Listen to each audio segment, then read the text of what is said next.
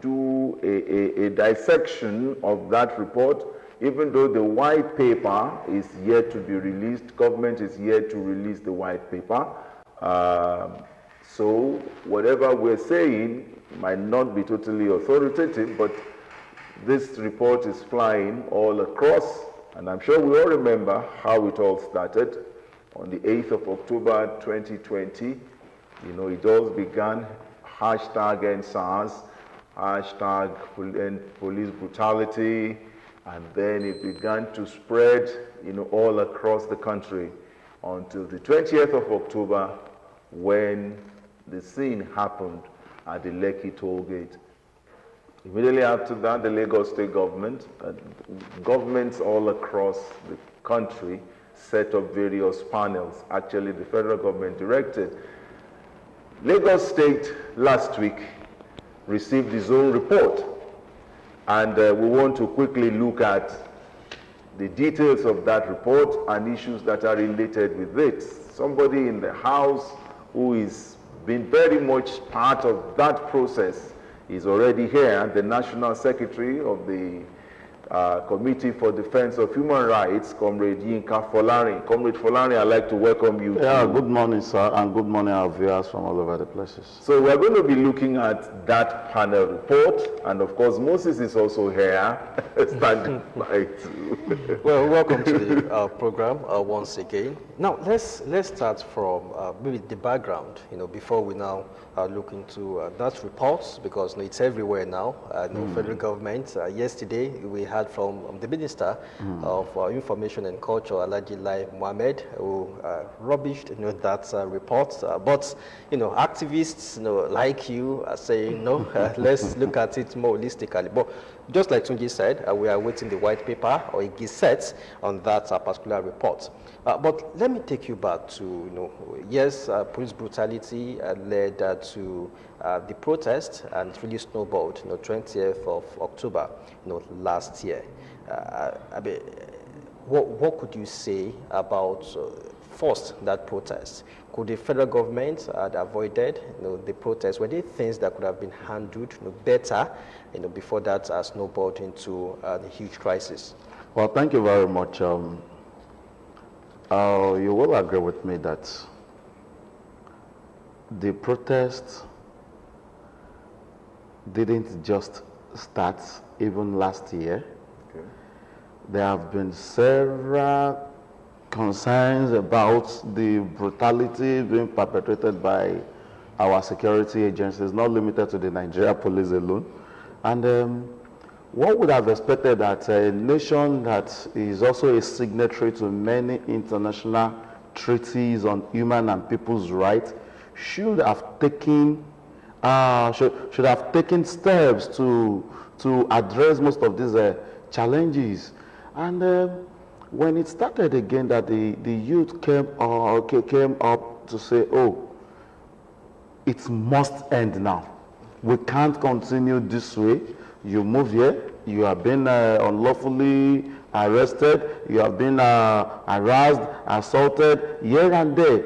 And even the vice president was so much concerned. He was some of them were also some of their family members were also victims of all these brutalities, and they were also raising their voices at the background that, oh, this must stop, this must stop. But unfortunately, we have not been matching our words with actions, and the youth took to the street to say, no, it must end now. We are Nigerians. We should have our rights protected in our country. We want a better nation. We want a better country where our freedom will not be restricted. And not that alone. The 5 for 5 demand was not even about the brutalities alone. They were also concerned about the welfare of the security agencies. They looked at it holistically, that what could have been responsible for, what are some of the factors that could have been responsible for all these brutalities, and they discovered that even the police officers that were put on the road, they are not well taken care of. The injustice there, they are not well equipped. They are still living an analog life in a digital society. And as a result of that, we want police reformation, holistic reformation, beyond the paperwork. And those were part of the things that were actually placed on the table, that our president look into the federal government, look into this, you governors look into this, and the agitation for community policing as well, that okay, we all want to be involved in the security of our lives and our property. Let us be involved. Let there be power devolution. Let there be input at the grassroots level as regard how the security of the people is concerned. But it's unfortunate that protest would have been averted if the federal government and other critical stakeholders have done what was expected of them by addressing those challenges. Come on, people said they should end SARS. Were there holistic reason to call for the end of SARS? Of course there were. Initially, the protest was faceless. Even when governments wanted to negotiate, wanted to have a roundtable discussion with the protesters, no one at a point was ready to come forward and say, okay, let's do this. Yes, you see, I would not say it was a revolution, but I must say, when the people get tired of things, it is not even about organizing, having leadership for the protest. Okay. It was a general concern, and it is still a general concern. It was not about Lagos. The protest is not happening only in Lagos. In other parts of the country as well. It also happened there. So talking about negotiating, and I must say that that protest happened to be one of the most organized protests. Despite that you were saying leadership for the protest, yet it was so organized that they knew what they wanted. That okay, this is what we want. We are not out for destruction. We are not out for any form of harassment or arson or whatsoever. They said these are the things we need. You don't need to meet us. Okay. Meet our demand. That's all. Look into what we have placed before you. It is not about negotiating with few and thinking you have addressed the whole situation. It's about these are the demands, they are concerns for virtually all Nigerians. Address this and we'll be okay. And once those things are addressed, it will be felt by all. So it was needless to negotiate. It wasn't a labor struggle. Okay. And you want to negotiate for workers' demand or what to demand. It is about address the challenges that concerns everyone, that has seized our freedom, that has not made us to be free in our own country. All right. Well, that happened. The protest happened. Well, we didn't want to call it a revolution, but the youth took the bull by the horns. Obviously. Unfortunately, on the 20th of October, everything came to an abrupt end. Lagos State government set up a panel, a judicial panel of inquiry by Honorable Justice Doris Okuwobi. And then the panel submitted its report last week. We know that the white paper, government has not released the white paper yet. So what we're saying are just reports that are flying around. But then, from what you have read, I'm sure you must have come across the report. From what you have read, what's your perspective of that report? Well, thank you very much. Let's not forget that we also, at this level of civil society, we have our representative at that panel. Okay. I was a member of the panel for Ogun State Judicial panel on that investigation. Why we have Adegorowa, SAN, as a representative of the civil society at that of the Lagos panel. And I must say, it was a panel that dealt with issues holistically. Okay. Fairness. I read I read the reaction of the Minister of the Information yesterday, Alhaji Lai Mohammed, and I said it wasn't unexpected. Okay. We have expected that such would be the reaction, because when a panel have decided to be so independent and come out with raw analysis of what they have investigated and with facts. Okay. There are many of these, when you see the reaction, some of those, some of the contents of the reports were not just, were not challenged or engaged, were not engaged with facts. The panel sat, even they visited the locals in court at some point. They got evidence of victims of rights violation, which was in the open, even well televised, and the media were carried along, and we saw all of those things. The pathologists also came up with report. The Lagos State government invested so much for forensic investigation of some of these things, and the facts were there. So for the panel to have come out with a report which was so convincing and a supposedly welcomed report by all and sundry, by even the government, I thought it was unfair. The part of the it was unfair on the part of the honorable minister to just think it can rubbish or it can just the honorable minister is not the only one questioning some of these facts. A legal scholar, Abubakri Yekini, also faulted the reports, some of the facts, and even the legal counsel to Lagos State on this particular panel also faulted certain things. You see, all those, my brother, don't let us deceive ourselves. It's all those things are not unexpected. Okay. You will agree with that. Even while the panel was sitting, the honorable minister has already preempted the report of the panel, saying that there were no evidence of killing at Lekki toll gate. There was nothing like dead bodies. There were not. Why didn't he allow the panel to investigate thoroughly and come up with the report before reacting? So the reaction was the reaction of yesterday is not. I was not disappointed by that, because I think if he had said otherwise or he had come up with something different, then I would say maybe we're having a different Nigeria. So for us in the civil society, for all those 10 loopholes were identified, and one of the loopholes, I mean the names, saying the names seem fictitious, Tola, Wisdom, names, names without surnames. Even Nathaniel Solomon, that was presumed to have died in that report, is still alive.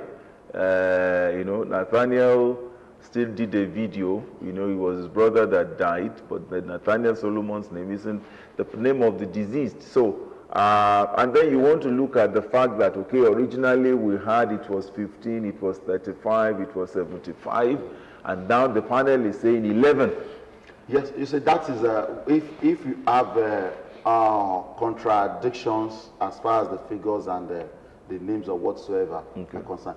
I think that was one of the reasons why the panel was set up, to actually investigate and come out with a thorough report. The figures, there were a lot of discrepancies at the initial stage. Some said over 150 were killed, and the panel sat down, did the thorough job, and investigated and came out with a report that, okay, it wasn't 150, it wasn't 100.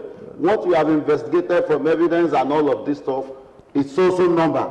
Okay. If the federal government is not comfortable with that report, those aspects should be challenged. You should say, okay, if you panel, you have said so something, but so name, whereas you may not even need to even go far, because you have to go through the proceedings of that of the panel. Let us have a copy of the proceeding of the panel to see if evidence were given in respect of so matter or so matter. It's not just coming out to say there was no massacre. Did they contest the fact that the military was supposed not to have any reason in the security of our internal affairs was invited? Okay. On the order of who? The governor of the state accepted that, he was the one that called the attention of the military to come to Lekki, but the military will under no circumstances accede to the request of the governor without getting a final order from the commander-in-chief of the armed forces. But the army was also saying that they were not there. In fact, two of the soldiers who were supposed to be there, Major General and a Lieutenant Colonel, they didn't show up during So the hearing. why didn't they show up? Okay. Is it not enough to feel that something was so shady that they have skeleton in their cupboard? The governor has not the governor did not deny the fact that the military was invited and they were there. Okay. So if the army is now coming to tell us that we were not there, so and the Lagos State government said they were invited and they were there. Okay. What we are so concerned about, who gave that final order? Okay. Not even the governor have power over a brigadier general to give him that assignment to go over there without but yes, being subjected to the final order. The soldiers didn't deny. I mean, the army didn't deny their presence. You know, at Lekki. Or what they denied, they didn't use live-grade weapons. So what did they use? And there was an evidence, or an experts. You know, it testible to that effect. The ballistic experts actually examined and said yes, truly, they didn't use live-grade weapons. You see, all of these were just conspiracy against the downtrodden, against the victims, and let me say the panel as well. Okay, we have some salient questions we should ask ourselves. Okay. At that scene, there was a CCTV camera. Okay. Who took the CCTV camera away? Who disconnected it? Why was the CCTV camera disconnected? What was the statement of Mr. Abeokuta Rajifashola when he said the camera was taken away? Where is that camera up to now? Who disconnected it? For what purpose was that camera disconnected? If not for the evil they knew and they intended to perpetrate. So you see, we cannot thank God the international community is also watching and we are all following. And Nigeria is not just on its own as far as this is concerned. We are signatory to many treaties that has to do with human rights. And we must not forget that it is not, I would have expected that the Minister of Information will understand better that when it comes to right to life, it is not just about your country alone. Okay. Interest must come in. And the international community must continue to press along with the way that we are in here, that justice must be served. Okay. The Lagos State government invested so much, over 410 million naira was paid to victims of rights violation. Have they at any point contested that those that were paid were not did not deserve to get that? No, but or were they imported from another country to come and get? That had to do with police brutality. You know, we're talking about what went down. You know, police brutality. It wasn't police brutality alone. Okay. It was the police brutality and human rights violation by other security agencies. Okay. And in the Lekki massacre, it was not about no, investigation is ongoing, so we may not call it that presently. When it says Lekki massacre, even the reports, the reports that are flying, still does not agree it's a massacre. Yeah, it's a massacre in context. And there's no white paper. Mr. Falare, 2 weeks is almost gone, and we are waiting for the next just few days to go. But I am saying that it is from the statement of the minister yesterday, it is to tell you that the federal government, who is to be the main implementer of the content of those reports, the recommendations of the report, has come out to say, oh, we will have no interest in this report. You have just thrown it out, and it is quite pathetic that a panel will sit for that long and carry out a thorough investigation. What I would have expected from the Honorable Minister is to say that, oh, we have seen the lacunas there. Okay.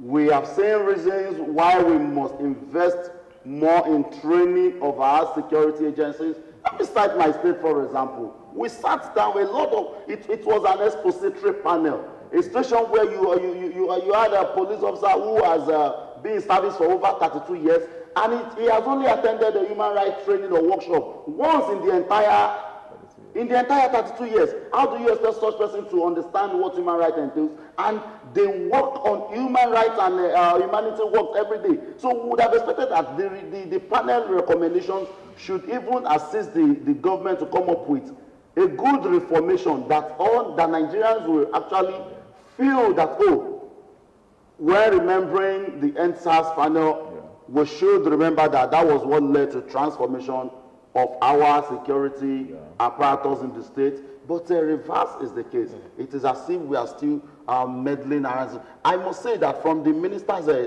statement as well, I agreed with some of it that has to do with, okay, the injustice was not just about the victims alone. The police, the policemen that were also brutalized, they are also human beings. They got human rights. That is a good case that the government should actually look into. Like in the case of Ogun State, we had even some policemen who came up, the family of some policemen and even some policemen who came up and brought their petitions. We looked into it, that they were also brutalized by civilians. We looked into it. Some of them were also awarded compensation. We recommended compensation for them, that they should be. So it should be a balanced thing. But for you to just feel that the document should be discarded, should be thrown away, and they feel that it's an effort. We're saying we should await the issuance of white paper or gazettes on it, because it was leaked. No, that report was leaked. It wasn't meant to be discussed. Like this. We should be discussing the white paper, which is more like a finished work. Yeah, but the good news is that even members of the committee have not totally thrown away that report. The content, majorly from members of the committee, is still reflected in the report that is flying around. Otherwise, somebody would have gone up to say, no. And that leads me to this question. This is not the first time we're having a judicial panel of inquiry. Are you afraid that the white paper might not be released? Well, if this question was asked 2 days ago, I would say that, I have nothing to fear. I want to believe that the Lagos State Governor, who has been being on his toes to also say we want justice, and justice will be served. He even said it that he will make the report, before the report was submitted, he said he will make the report public, and he will make the white paper available. But yesterday's reaction from the federal government is a big blow, which I'm very sure, even if the Lagos State government intend to come up with a white paper that will reflect the yearnings of the recommendations of the panel and the yearnings of Nigerians, I think the politics of it would have set in since yesterday. And I must say it's a big blow. It's a big blow to us. It's a big blow to the youth. No, we can't point to that.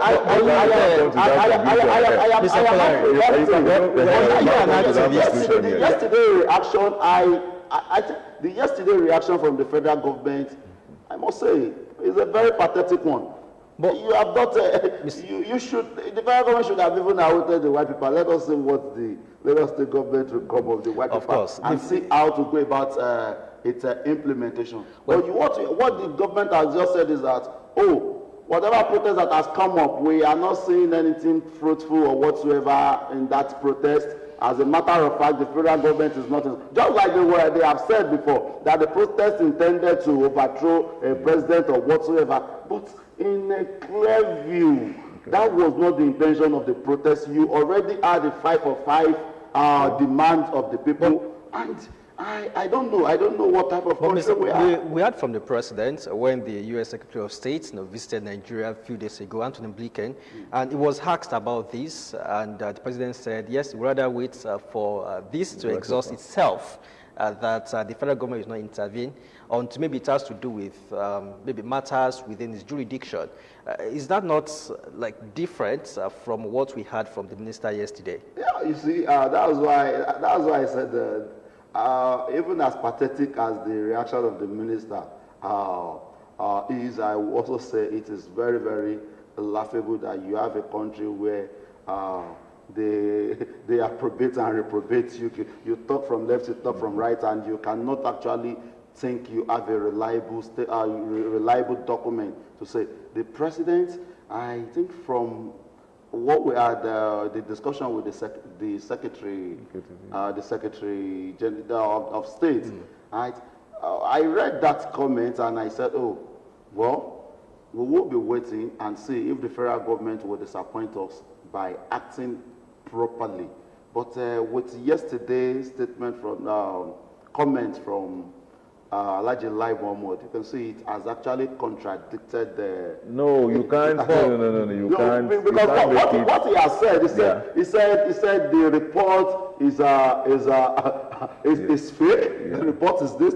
He has discarded it. So I won't be surprised that at the end of the day, even if white paper comes out, implementing it would definitely meet a break, because the federal government that will be expected to take some of these actions will just say, oh, we are not interested. And that is what the minister has actually voiced out. But I want to say that Nigerians are watching.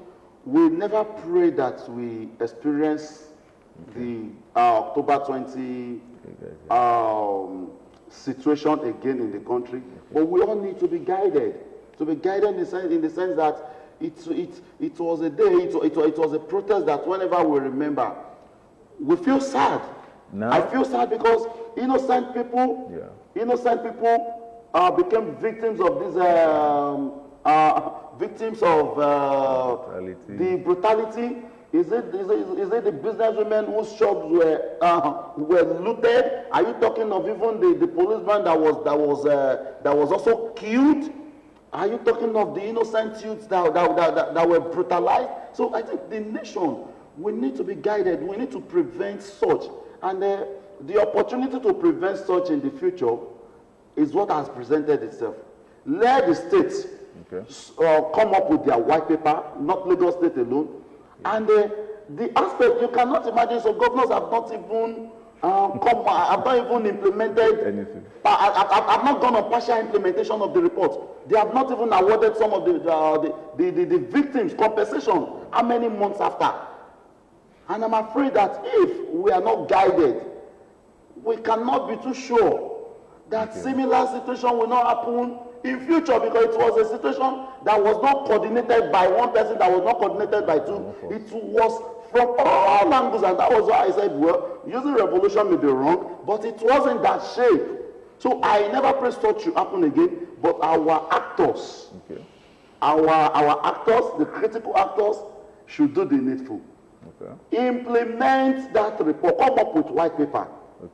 Pay compensations to those states who have refused, who have not paid. They should go on to pay compensation to victims of those violations who have been identified by the committees. And so also on the Lagos panel, we will be waiting for the Lagos State governor, the Lagos State government. Now, have you ever thought, how did this report leak? How? Because the white paper has not come out. And then, I remember the Oputa panel too. The white paper didn't come out till today, but the report came out. Then, so many other judicial panels of inquiry like that we don't get to see the light of day. But then, somehow, somewhere, somehow, we get this report, and then you're asking yourself, is it that people don't trust the system? That somebody out of the panel just, before you people mess up this thing should go out? Or how would you, excuse that leak? Well, the Lagos State Judicial Panel was actually single-handed, or was singled out because the government demonstrated seriousness as regard that panel, and being the local zinco of where the real where the suspected suspected violations took place. So there were a lot of interest, and you will also recall that so much was spent on that panel that on daily basis Nigerians were being updated.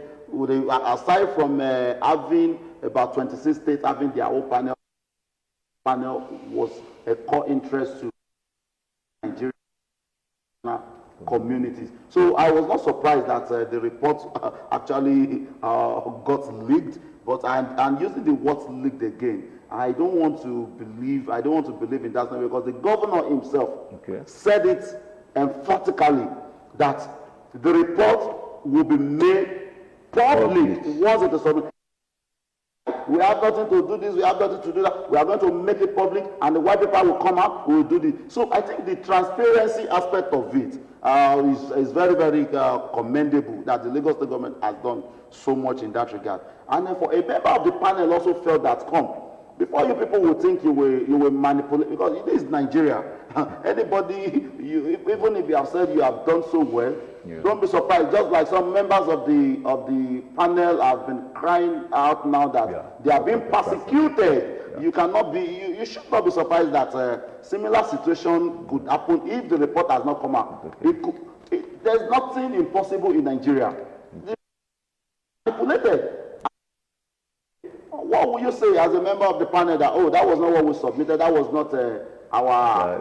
So someone who has built his integrity for how many years, you just come up to rubbish the integrity. So before you rubbish my integrity, I want to say this is what we have done. Nigerians have a look at it. Nigerians, you have right. More so there's freedom, the Freedom of Information Act also permits Nigerians to demand information. Nigerians can write, like it has happened in Ogun State here now. We have some lawyers who have written to the government that we want a copy of the report. It is supposed to be a public document. So also the white paper. So I see nothing that we should be hiding. So it is. I don't see any problem with that. But don't you think the leakage is unethical? Because what we should be discussing is the white paper, and it's still it's still work in progress. Well, the report, was it supposed to be a public document or not? The white paper should be, including the report. So where should the report be? If the Freedom of Information Act has not even excluded it as part of those documents that can be demanded for. So the report is also a public document. Is that leaked or not? Let me ask you. Because it's unsigned. Unsigned? No, it must have been signed by members of the panel to say this is what we have done. No? But it goes beyond the members of the panel. There are other signatures. That is when it comes to implementation, when it comes to white paper. It has to do with the government. But the report, it wasn't an occultic thing. It was done in the public. Even it is possible for you to also follow up to say this is the proceedings of the panel. You can request for it. And it should be made available. Okay, now let me ask what may look like a stupid question. If the government institutes a judicial panel of inquiry, that cuts across the board, different individuals, different groups, is because the government has some level of trust in the people and the panel that he has instituted. All right. The panel that you instituted went ahead to do their work. They have submitted their report. Why do we need another white paper? Well, the panel reports can be very, very bulky. Okay. And at the end of the day, there will be need for the government to actually look into it and summarize accordingly, and so also look into the recommendations. Okay. Are there lacunas? Are there issues we cannot agree with for whatever reasons? Who cannot agree that the with? Government cannot agree with for whatever reason, and it must be justifiable. Let's say if the panel has recommended, for instance, the sum of 1 billion naira, and the government in its wisdom felt that, truly, these people deserve a compensation for the brutality, but for whatsoever reason we cannot afford to pay that, the government can decide to actually vary the payment of such in that regard. The compensation we are going to pay, it will be 75%, not 100% of what the panel has recommended. This is what we can have. Those are part of the areas that one would have expected the government to actually look that the white paper could take care of. Not just the white paper is not actually expected to throw away the whole recommendations of the panel, and at the same time, it may not be expected to accede to all the recommendations of the panel as written. But if it doesn't accede to, is that not doctrine? No, it is not doctrine. I've cited an example now. Okay. That has to do with financial compensation. Okay. If for economic reasons, Okay. the government will say, oh, truly so person have been awarded 10 million naira, but what we can afford to give is 7.5 million. That will not make what the panel have written to be the same.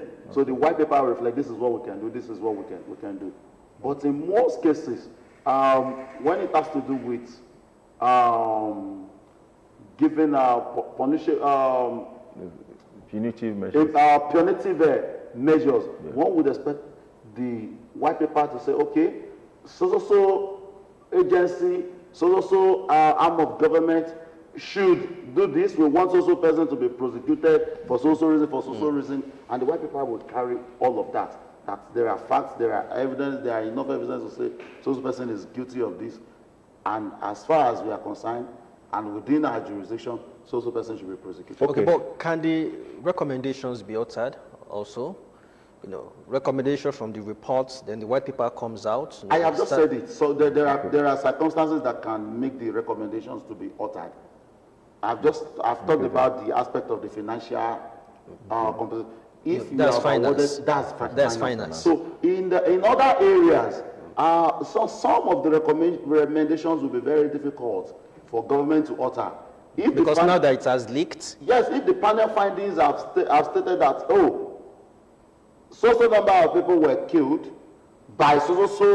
I would expect if we have come up to identify that, okay, they were killed by, what is the punishment for someone committing murder? So you expect prosecution. But now that the federal government is saying the panel is not backed by enough evidence.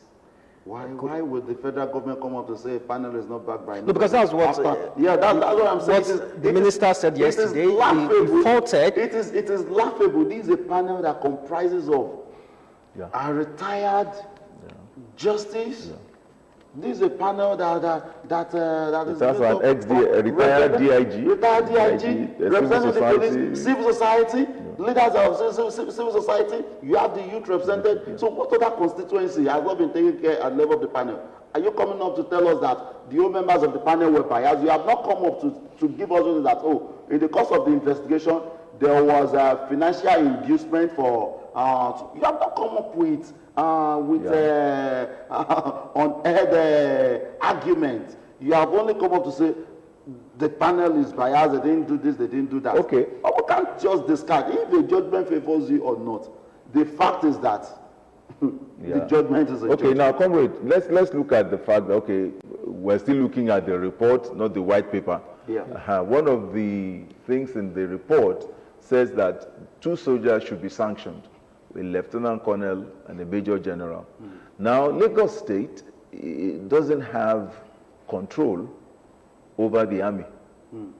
You know, in that kind of case, how will that be handled? That is why I said the federal government has actually preempted the report of the panel, because Nigerians would have expected that the federal government would cooperate with the Lagos State government in doing the needful. If the panel has recommended that so number, and like I also said earlier, the military wouldn't have perpetrated such impunity without getting an approval from the federal government. So I'm not surprised that the father is trying to shield his children for whatsoever reasons are best known to them. But the reality is, it is not about the military and the federal government. It's about Nigerians. It is all in the open. If the recommendation says you should sanction and you now feel that, oh, you are not ready to do, then we will be there. History will have it that so thing happened at so time, and the federal government look at the other way around. So it is not fair to humanity. It is not fair to Nigerians. It is not fair to our collective cause of seeking justice. So the Lagos State, not even the police, does the Lagos State government have power over the police? No, it is still the same federal government, and that is why the implementation will be very difficult if we are getting statements like this from the Minister of Information. Now, well, loopholes have been identified. I think you have fought in those loopholes. Those loopholes are not. Those loopholes are not also backed up with enough argument. no, I don't think you should say that. You know that CNN carried a report, and at the end of the day, he backtracked. You understand?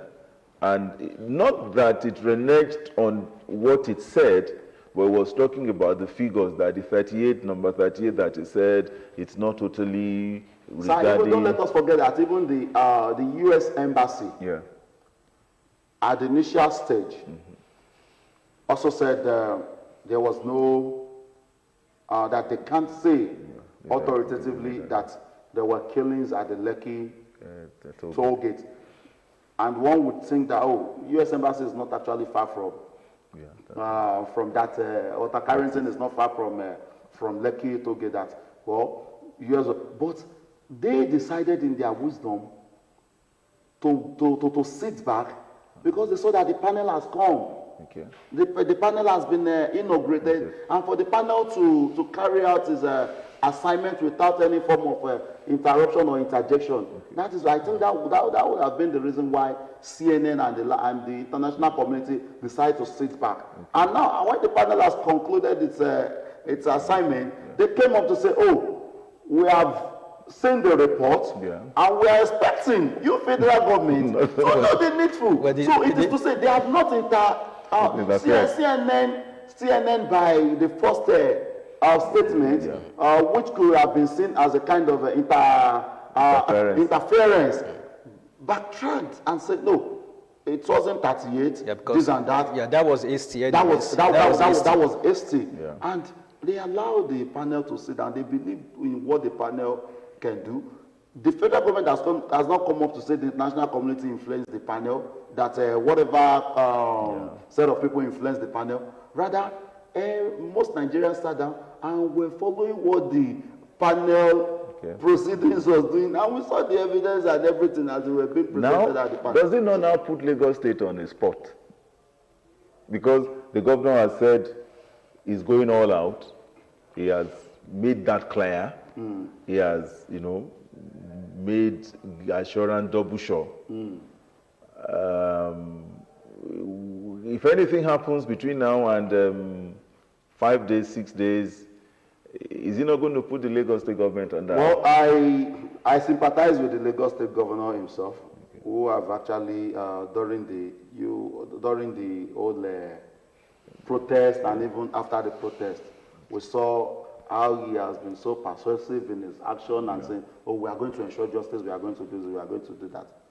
And even up to last week when the report was submitted, you could still see the spirit that, this is a man that actually wanted justice, that wanted fair society and this and that. But at the end of the day, I am surprised. I'm sympathizing with him in advance because definitely... No, you can't be sincerely, well, only if we want to deceive ourselves. I'm sure what the minister said yesterday, to an extent, would have come as a shock also to the Lagos State government. But don't let us leave it out at the same time that even the Attorney General also has come up to fault some of the recommendations of the panel. So that's why I said the whole thing may end up being a conspiracy against the people by their own government. Even before the minister came out yesterday, the legal counsel to Lagos State government on the panel also made some of these loopholes, made mention of some of these loopholes. So if the legal counsel could also bring out these loopholes. So is that not the position definitely you won't expect that the legal counsel should agree with them totally on it, because even the Lagos State government was indicted in that panel report. Yeah. So for him to actually sit down and say, oh, all went well and fine, is to say, they will say he wasn't capable, or he's not capable of defending the government on that panel. So I think it was not unexpected for the legal counsel to come up with that. It wasn't unexpected. He definitely needs to justify why he was on that panel. Okay. And okay, but after the issuance of the white paper, the whole world is waiting. International community, Nigerians, everyone is waiting. Is implementation a must? Obviously, the government has invested so much in the panel. The panel members were paid allowances, and also logistics and everything. Millions of naira were paid as compensation to victims to victims and families. Because some of the recommendations are within the purview of the federal government. That's what I'm saying. Not what the state could do. Some the state could do anyway. Some the state could implement. That's what I'm saying. The state should fulfill its own part by coming out with the white paper. Then Nigerians will now know who to engage for the implementation. Though we have seen that the government, like in the usual character as demonstrated, we will not be ready to implement. But like I said, history, we have it at so time. So government did this. The Lagos State government issued so white paper. That's why I wish and I hope that the Lagos State government will do that part of fairness to the letter to say we have issued the white paper. It is up to the federal government to implement. And there are some that are even within the state purview to implement. That which are within the state purview should be implemented. So we will be waiting, and the international community will also be waiting for the federal government to do. And that, you see that both UK, both US, and everyone has come up to say, federal government, we are waiting for you. All right. So the 2 weeks, we are counting the 2 weeks. It's less than 2 weeks now. It's less than 2 weeks. Now, finally, before we let you go, what can we take out of all of this? The lessons is that, number one, we should know that respect for human rights should be seen as a bedrock for sustainable democracy in any part of this world. Be it authority, be it the civilians, we need to uphold the tenets and ideals of human rights. We should treat ourselves fairly. We should know that whatever we do today, definitely there will be a day of reckoning, not just in the biblical way, not just in the Quranic way, but we should know, naturally there will be a day of reckoning. How would you maim, how would you just kill unfairly your fellow human beings? The same blood flows in your vein. So treat everyone with respect, and let us obey the rule of law. Don't assume, as a security agency, you shouldn't assume the position of the judiciary. Yours is to investigate and prosecute. Allow the judiciary to sit and make whatever pronouncement on accused persons. But when you assume the position of the judiciary and take it all to you, what we are facing today may be what we'll continue to face. So respect for human rights should be seen as a bedrock for sustainable democracy in all, and let's all be part of the work of developing our nation. Thank you very much, Comrade Yinka Folarin, the National Secretary Committee for Defense of Human Rights. We want to really thank you for helping us, even though the white paper has not been released. What we have just talked about here are just a kind of a projection into the future. And we still can't say, what went down, the 20th of October, 2021. We can't say, because the white paper has not been released. But the report has actually revealed what has leaked. But the white paper. The white paper will not go on to investigate. The report, the panel has investigated. The report is already out to say this is, for those who do not understand or know what happened, the report has said this was what happened on the 20th of November 2020. So it is for us that to believe in that report. Thank you very much, Comrade. We want to thank you very much, and I hope we've been able to do some justice to the report that we have. And when the white paper comes out, I'm sure we should be able to be glad. We should be hopeful. That's the package on this segment. When we come back again, we're going to bring another guest. Stay with us. You are watching New Dawn on Ogun State Television.